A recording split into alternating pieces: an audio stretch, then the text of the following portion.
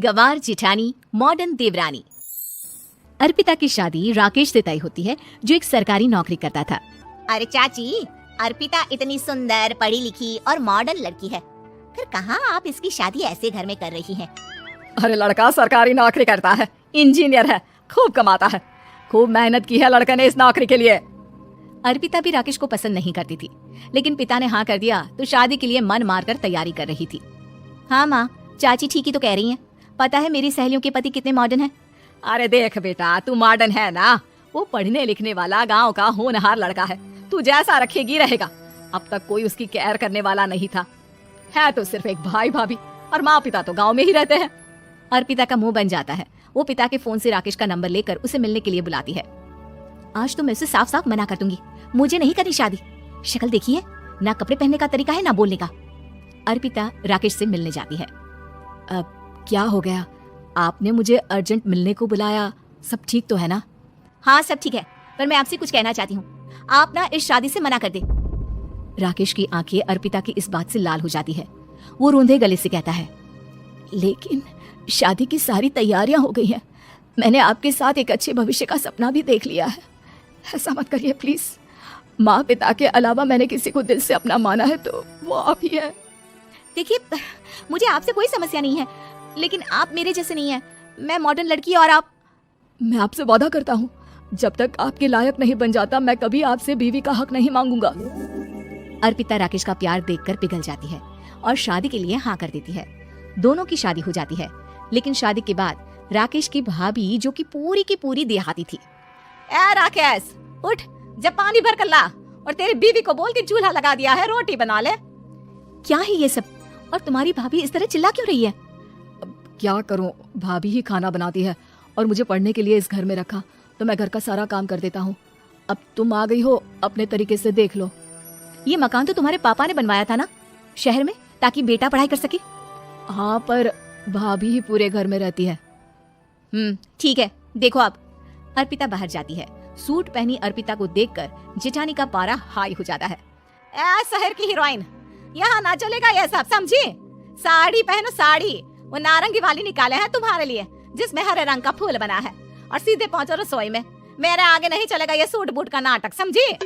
देखिए भाभी, आप बड़ी हैं, आपने राकेश की पढ़ाई में मदद की, लेकिन ये मकान इनके पिताजी का है, तो मैं अपना पोर्शन अलग कर रही हूँ। मैं आज से आपके साथ नहीं रहूंगी।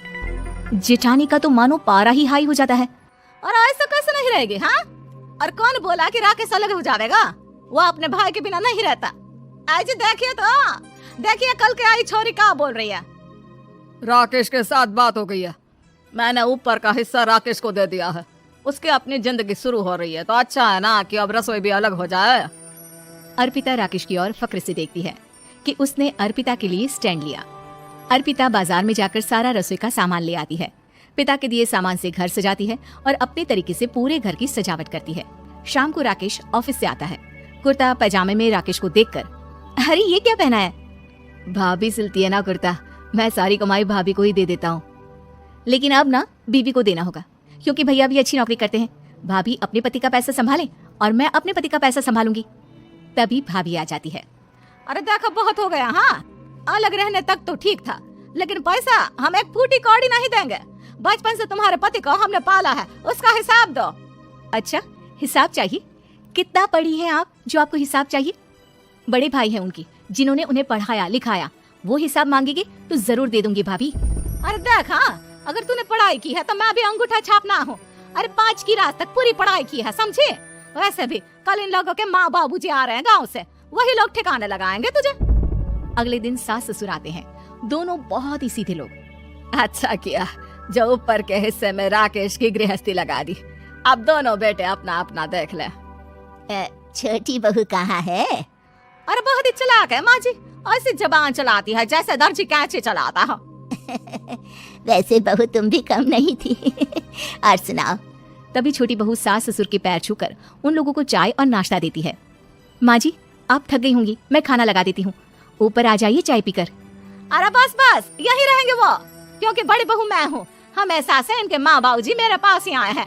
चलिए माँ जी, आप ना किचन में खाना बनाइए, मैं जरा बाजार होकर आती हूँ, और फिर साथ में खाना खाते हैं। जेठानी बाजार निकल जाती है और सास ससुर बेचारे घर पर अकेले फिर दोपहर को, माँ जी मैंने आप सभी के लिए खाना बनाया है। माना मैं छोटी हूँ लेकिन अच्छा लगेगा अगर आप लोग मेरे साथ रहें। वैसे भी यहाँ है कौन बेटा, चलो ऊपर राकेश के पास ही चलते हैं।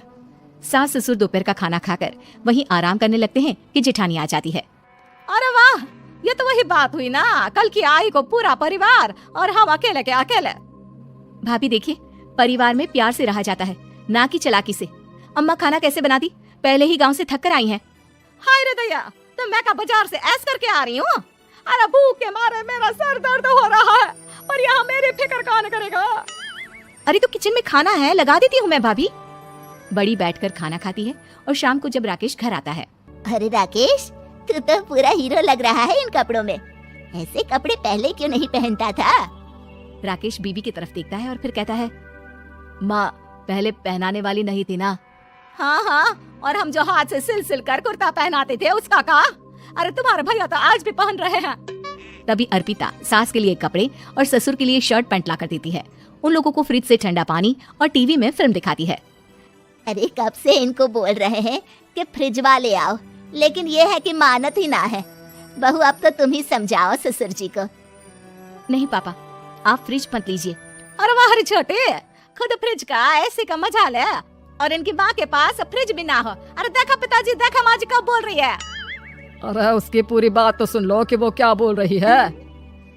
वो इसलिए क्योंकि अब माँ जी और पापा यहीं रहेंगे मेरे पास। घर को घर सिर्फ मॉडर्न या गांव की सोच नहीं बल्कि संस्कार बनाते हैं भाभी।